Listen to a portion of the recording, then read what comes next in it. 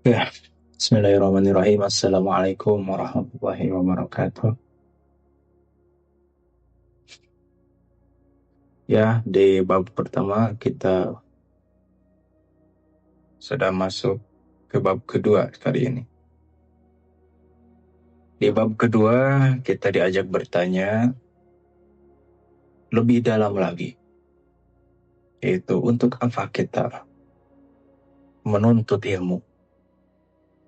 Kitab ini membuka pembahasan dengan kalimat yang sederhana, namun menghujam, yaitu dalam mempelajari disiplin ilmu apapun wajib memiliki niat. Apa? Karena niat bukan sekedar pengantar saja. Ia adalah jiwa yang dari setiap tindakan.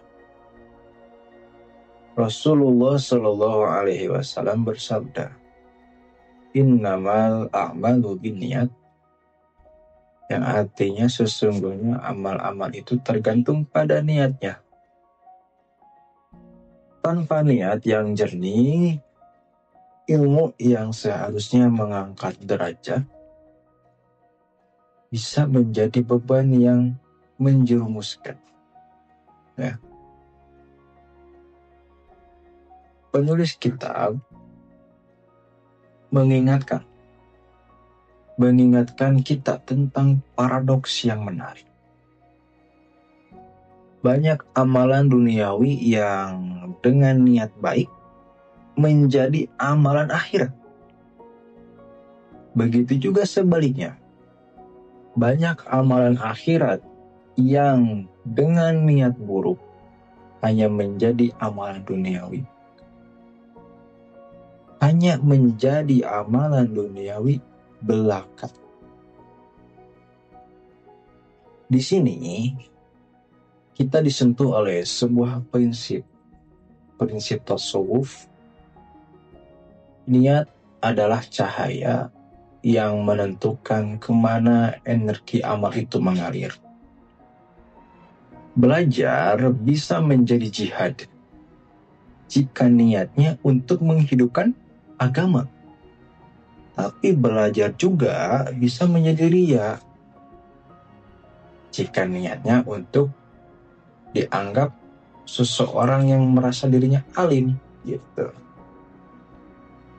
Lalu niat seperti apa yang seharusnya? Kitab ini memberikan arahan yang jelas.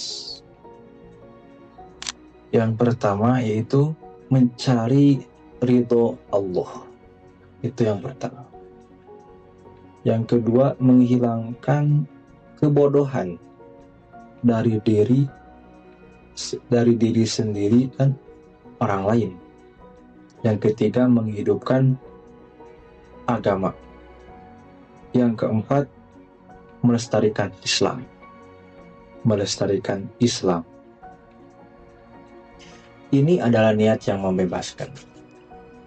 Ia membebaskan ilmu dari kepentingan ego, ya, dan membebaskan si pencari ilmu dari belenggu pengharapan akan pujian manusia.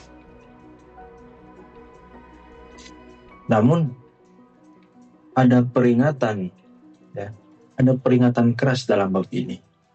Sebuah syair yang dikutip, yaitu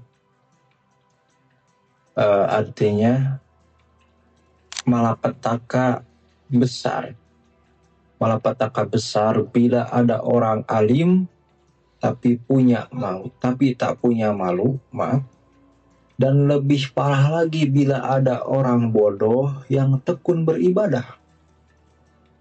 Saya ulangi, malapetaka besar bila ada orang alim tapi tak punya malu, dan lebih parah lagi bila ada orang bodoh yang tekun beribadah. Maksudnya bagaimana? Ini adalah peringatan tentang disintegrasi. Bahaya pertamanya adalah ketika ilmu terpisah dari rasa malu. Sebuah sifat hati yang menjadi pondasi tasawuf. Ilmu tanpa malu adalah pedang tanpa sarung, ya. Ia bisa melukai diri kita. Bahaya yang kedua adalah ketika semangat beribadah terpisah dari ilmu.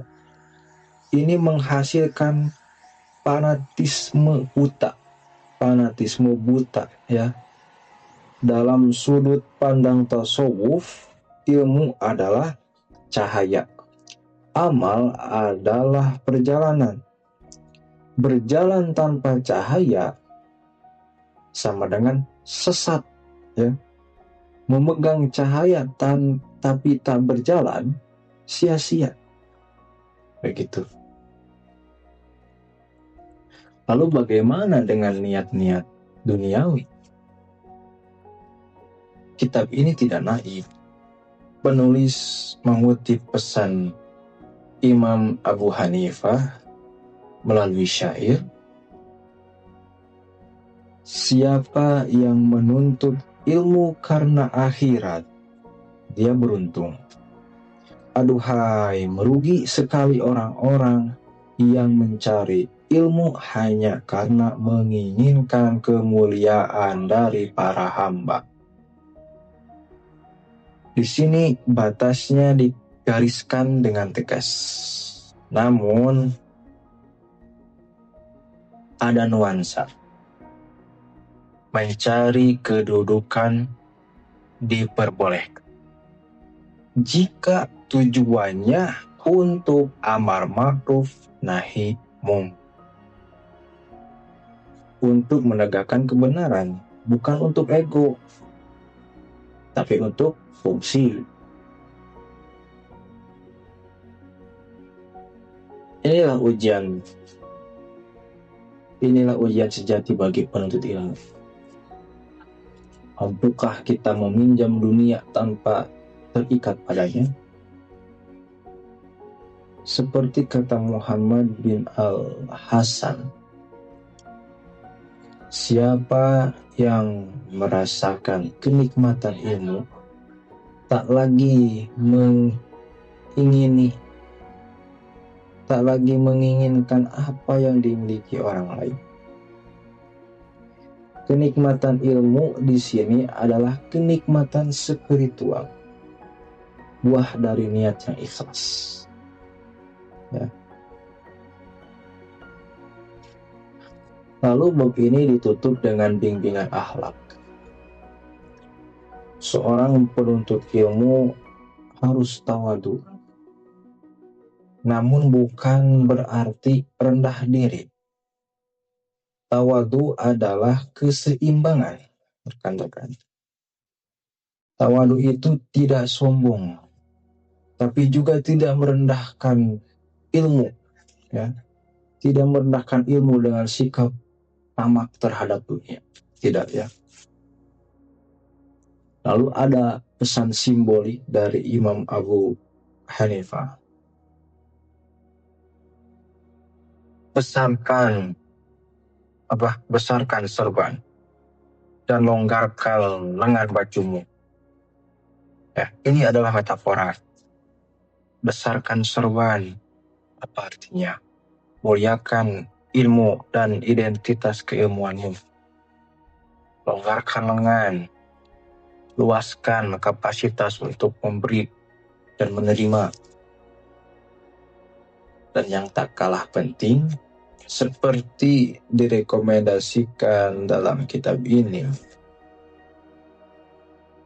sesungguhnya siapa yang memiliki ilmu, hendaklah ia mengamalkannya. Hendaklah ia amalkan. Ilmu tanpa amal adalah pohon tanpa buah.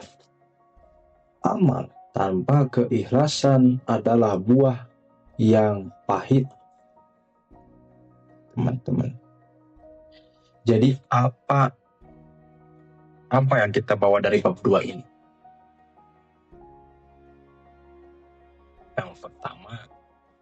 Yang pertama, niat menentukan hakikat dari segala usaha kita.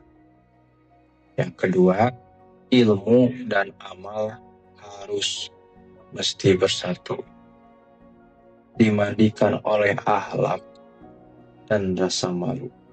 Ketiga, keikhlasan adalah kompas yang menjaga perjalanan kita tetap menuju ridho Allah. Sebelum kita tutup, ada renungan yang akan saya tanyakan kepada rekan-rekan. Yang pertama itu, di antara semua niat kita belajar hari ini, seberapa besar porsinya untuk benar-benar mengenal Dia? Dia di sini adalah Allah, ya. Dan seberapa besar yang masih terselip harapan untuk dikenal oleh manusia? Nah, itu yang pertanyaan kedua, ya. Pertanyaan.